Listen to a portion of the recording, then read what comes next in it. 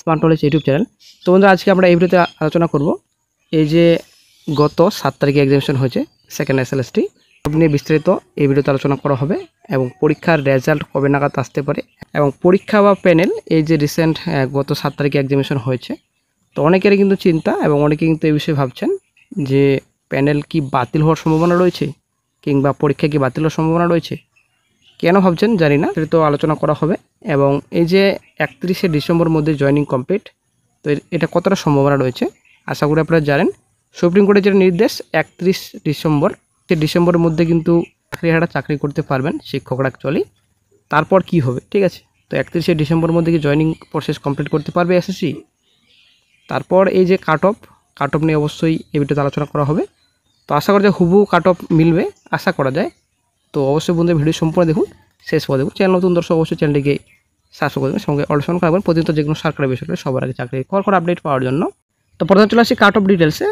তো cut off ডিটেলসের মধ্যে প্রথমত আপনাদের বাংলা, ঠিক আছে, বেঙ্গলি। তো বেঙ্গলির মধ্যে ইউআর তো 46 থেকে 49 মধ্যে কাট অফ যেতে পারে, ঠিক আছে, এর মধ্যে আশপাশ কিন্তু থাকবে হয়তো। তো তারপর রয়েছে ওবিসি এ, ওবিসি বি।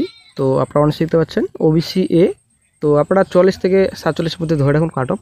তো ওবিসি বি 45 থেকে 48 এর মধ্যে হয়তো কাট অফ যায়, প্লাস মাইনাস অবশ্যই হতে পারে, ঠিক আছে।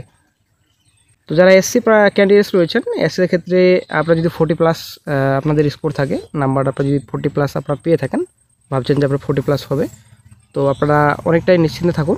42 থেকে 45-এর মধ্যে কাট অফ যেতে পারে, এর মধ্যে থাকবে হয়তো আশা করা যায়। তো এসটি তো 38 থেকে 41, ইডাব্লিউএস 42 থেকে 45। তো বন্ধুরা, এটা কিন্তু এক্সপেক্টেড কাট অফ, তো এটা কিন্তু অফিসিয়াল কাট অফ নয়, এর মধ্যে আশা করা যায়। তো অনেকটাই সেফ স্কোর, ঠিক আছে। তো ইউআর 46 থেকে 49, এটা আপনাদের ইংলিশ, ঠিক আছে, এটা ইংলিশ আপনাদের। তো এটা প্রথমে ছিল subject Bengali.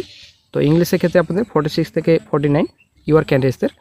Then OBC A 45 থেকে 48 এবং ওবিসি বি 46 থেকে 49 এর মধ্যে কাট অফ যেতে পারে।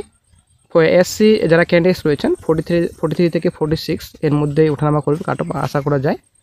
তো 40+ যদি আপনারা ক্রস করেন তো অনেকটাই সেভ স্কোর।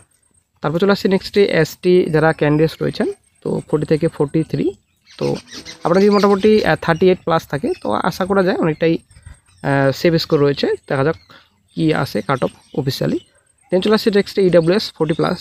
তো 40+ প্লাস মাইনাস থাকবে এদিকে, তো এর মধ্যে কাট অফ হয়তো যেতে পারে ইংলিশে।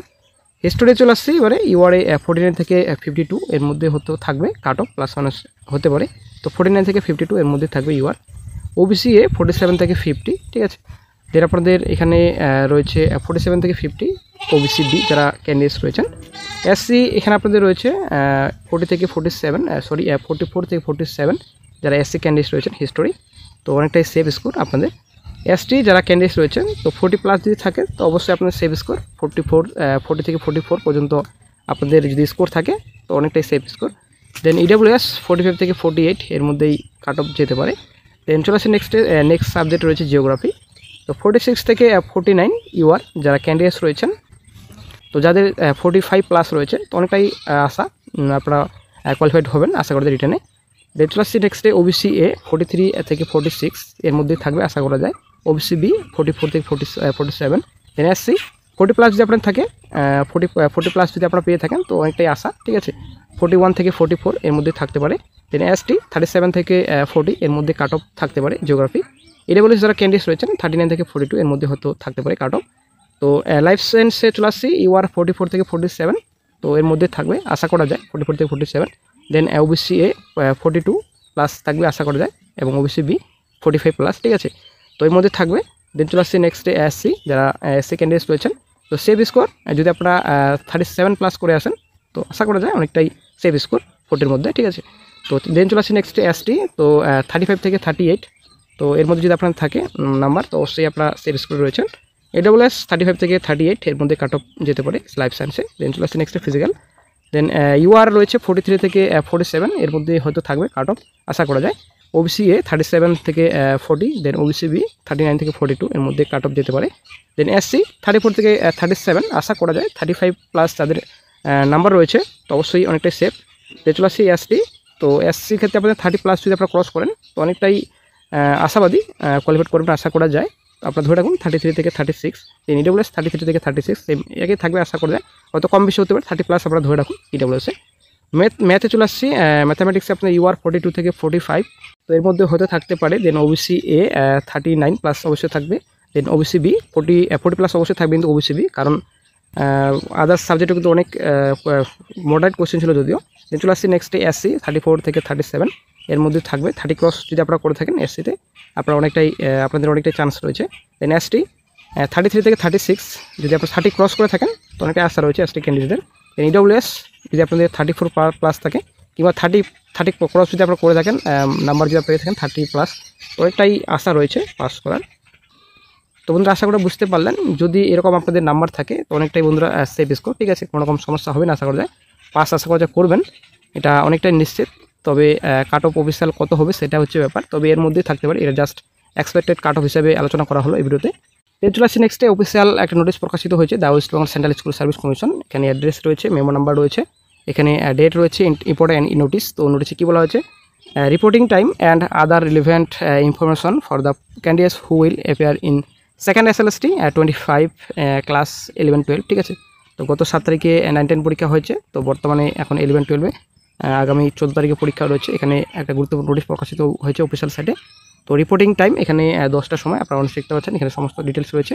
তো রিপোর্টিং টাইম 11টার সময়, printed on the admit card. Reporting এখানে 10টায় বলা হয়েছে, আশা করি আপনারা জানেন এর আগে কিন্তু 10টা রিপোর্টিং টাইম ছিল, কিন্তু প্রিন্ট হবে আপনাদের 11টার সময়। তো আপনারা 10টার আগে পৌঁছাবেন, ঠিক আছে। তো এখানে কী কী ডকুমেন্টস আপনাদের লাগবে, কী কী আপনাদের নিয়ে যেতে হবে না, এখানে পরিষ্কার বলা হয়েছে। ফটো আইডি প্রুফ হিসাবে অ্যাডমিট কার্ড তো সঙ্গে অবশ্যই নিয়ে যেতে হবে।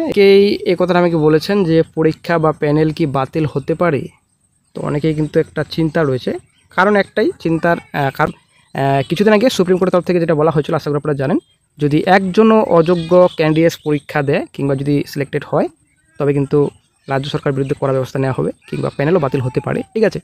তো এটা কিন্তু সুপ্রিম কোর্টের একটা নির্দেশ ছিল। তো আসলে খুব একটা ভাইটাল পয়েন্ট, ভালো ব্যাপার, কারণ ব্যাপারটা হচ্ছে অনেক ব্যাপার রয়েছে এখানে। তো অনেকে বলছে অযোগ্য ক্যান্ডিডেট পরীক্ষা দিয়েছে, অনেকে কিন্তু বলছেন ব্যাপারটা হচ্ছে এখানে তো কি হবে সেটাই হচ্ছে ব্যাপার। তো কিছুদিন আগে বিরোধী দলনেতা শুভেন্দু অধিকারীও কিন্তু বলেছিলেন যে 153+ ক্যান্ডিডেট কিন্তু অযোগ্য চাকরিহারা কিন্তু পরীক্ষা দিয়েছেন, তবে কতটা সত্যি এটাই হচ্ছে ব্যাপার। যদিও এসএসসি তরফ থেকে যেটা বক্তব্য বর্তমানে আপাতত যে কোনো রকম অযোগ্য ক্যান্ডিডেট পরীক্ষা দেয়নি এবং পরীক্ষার যে স্বচ্ছতা তো সম্পূর্ণ 100% হিসাবে কিন্তু স্বচ্ছতা হিসাবে পরীক্ষা হয়েছে, এটা কিন্তু পরিষ্কার বলছেন এসএসসি তরফ থেকে।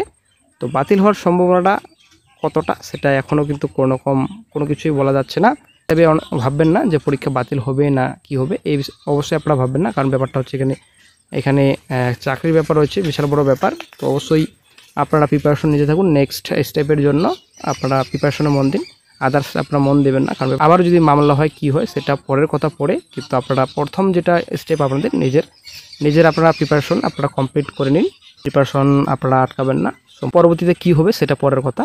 তো অনেকেই আবার এটাও বলছেন এই যে 31শে ডিসেম্বরের মধ্যে জয়েনিং কমপ্লিট, তো এটা হতে পারে, ঠিক আছে, কারণ হওয়ারই কথা 31শে ডিসেম্বর অবধি বর্তমানে শিক্ষকরা চাকরি করতে পারবেন, ঠিক আছে।